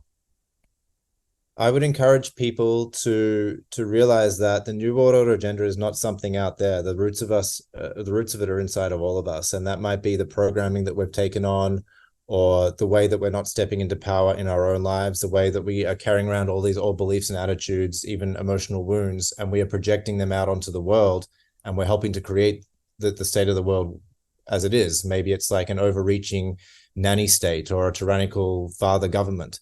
These are coming from like our inner wounds. And so when each person does their own spiritual work on this and steps into their power more and more, they stop creating this world with our thoughts. So we take back the power of our imagination and projection, and we start to create the world that we want through positive intention, through white magic, to counteract the black magic that the satanic cult is doing. Right. Tell the audience how they can find you and read more of your work and your website. Yes, so the main place to reach me is at thefreedomarticles.com. And I have a lot of articles there over the years. I think over 600 that I've authored personally. There's some other people who've got articles there too.